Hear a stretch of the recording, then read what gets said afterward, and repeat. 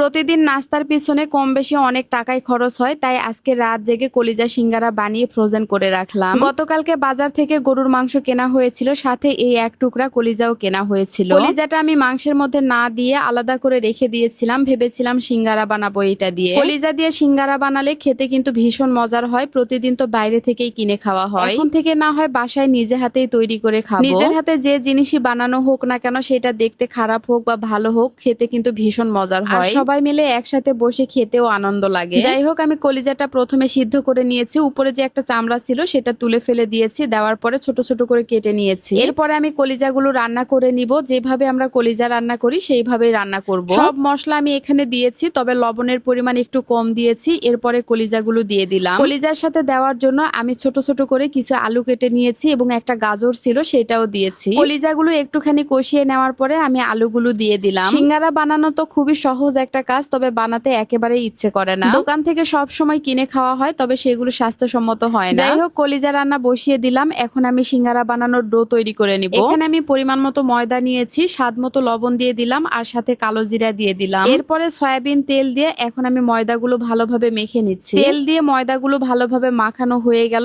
এরপরে নরমাল পানি অল্প অল্প করে দিয়ে আমি ডোটা ভালোভাবে তৈরি করে নিয়েছি। ডোটা একেবারে পারফেক্ট ভাবে বানানো হয়েছে। এখানে আমি কিছু ধনিয়া পাতা, কাঁচা পেঁয়াজ আর কাঁচা মরিচ নিয়েছি। এদিকে কলিজা তো রান্না করা হয়ে গেছে। নামিয়ে নেওয়ার 2 মিনিট আগে আমি কাঁচা পেঁয়াজ আর মরিচগুলো দিয়ে দিলাম। এখন একটু নেড়ে চেড়ে আমি তরকারিটা নামিয়ে নিব। এই তো সিঙ্গারা বানানোর জন্য সবকিছু রেডি। এখন একে একে সিঙ্গারাগুলো বানিয়ে নিতে হবে। প্রথমে ডোটা লম্বা করে বেলে নিয়ে সবগুলো লিচি কেটে নিয়েছি। এখন একটা রুটি বানিয়ে নিলাম, আর রুটিটা লম্বা করে বানিয়ে নিয়েছি। রুটির মাঝখানে কেটে 2 ভাগ করে নিয়েছি। এটা দিয়ে 2টা সিঙ্গারা হবে। 2 পাশে পানি দিয়ে মুড়ে নিলাম। এরপরে একটা কোণের মতো হলো, তারপরে ভিতরে পুর দিয়ে এখন সিঙ্গারাগুলো বানিয়ে নিচ্ছি। সিঙ্গারার ডিজাইন তো বিভিন্ন রকম হয়, এক একজন এক এক ভাবে বানায়, তবে নর্মাল ভাবেই আমি ডিজাইনটা করে নিয়েছি। উপর দিয়ে একবারে মুড়ে দিয়ে আমি 3 কোণা করে নিয়েছি। কয়েকটা সিঙ্গারা আমি প্রথমে বানিয়ে নিলাম। এদিকে 2 বাবা ছেলে অপেক্ষা করছিল কখন সিঙ্গারা বানানো হবে আর কখন খাওয়া হবে। 5-6টা সিঙ্গারা বানিয়েছিলাম, তো সেগুলোই আমি এয়ার ফ্রায়ারে দিয়ে দিচ্ছি, কারণ এয়ার ফ্রায়ারে তেল ছাড়া সিঙ্গারাগুলো ভাজা হবে। আমার সময়ও বেঁচে যাবে, আবার সিঙ্গারাগুলো সুন্দর করে ভাজা হবে। এই এয়ার ফ্রায়ারটা ঘরে থাকার কারণে আমার অনেক কাজেরই সুবিধা হয়েছে। যখন যেটা খেতে মন চাই খুব সহজেই বানাতে পারি,